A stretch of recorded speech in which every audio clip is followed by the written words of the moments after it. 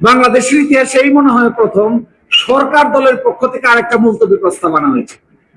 সেখানে তারা বলছেন, আমি দেখলাম নোটিশের মধ্যে তারা বলছেন জুলাই জাতীয় সনদ বাস্তবায়ন কিভাবে করা হবে এই মর্মে সরকারি দল পার্লামেন্টের সকল আলোচনা বাদ দিয়ে এটা আলোচনা করতে চায়। কিন্তু এর আগে বিরোধী দলের নোটিশে তো আলোচনা হয়েছে, আবার তারা এটা আলোচনা করতে চায়। আমি সেই সংসদ সদস্য যিনি দিয়েছেন তার সাথে আলাপ করলাম, ভাই আপনি এটা কেন দিয়েছেন? বলছে সালাউদ্দিন সাহেব বলছেন না, প্রেসিডেন্টকে উনি জিজ্ঞাসা করেছেন যে আদেশ আপনি দিয়েছেন, প্রেসিডেন্ট বলছেন আমি তো দেই নাই, আমাকে দেওয়ানো হয়েছে। প্রেসিডেন্ট হলেন রাজহাঁস, এই আদেশটার নাম দিয়েছেন ওনারা রাজহাঁসের ডিম্ব।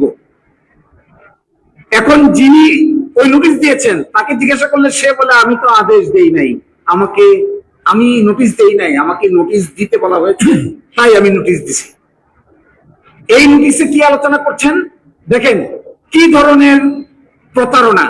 এখানে বাস্তবায়নের পদ্ধতি বলা আছে, নির্বাচন হবে, দুইটা পরিষদ হবে, একটা পরিষদ সংবিধান সংস্কার করবে, আর একটা পরিষদ পার্লামেন্ট হবে।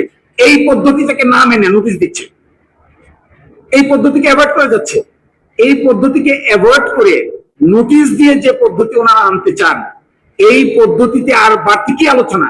ওনারা বলছেন, আমরা দেখেছি ওনারা বলছেন ওনারা একটা কমিটি গঠন করতে চান। এই কমিটি আমি গতকালকে বিএনপির 31 দফা নিয়ে চিন্তা ভাবনা করে পড়ে দেখলাম, 1 নম্বর দফা তারা ক্ষমতায় আসলে সংবিধান সংস্কার কমিশন গঠন করবে। তো এখন তো সংস্কার মানছে না, সংস্কার পরিষদই তো এটা, এই সংস্কার পরিষদেই তো সংস্কারের কথা আলোচনা হওয়ার কথা, এই সংস্কার পরিষদেই তো এটা আলোচনা করে সিদ্ধান্ত নেওয়ার কথা। তো এখন সংস্কার পরিষদের গঠন আছে, নির্বাচন হয়েছে, ওটাতে আপনারা না গিয়ে আপনারা কি চাচ্ছেন? এখন কমিটি গঠন করবেন। তো আপনাদের যে ম্যানিফেস্টো আছে 31 দফা আছে, ওখানে তো সংস্কার কমিশনের কথা বলা আছে, ওখানে তো কমিটির কথা বলা নাই। সেই কমিশন গঠন হওয়ার আইনগত পদ্ধতির কথা বলা আছে।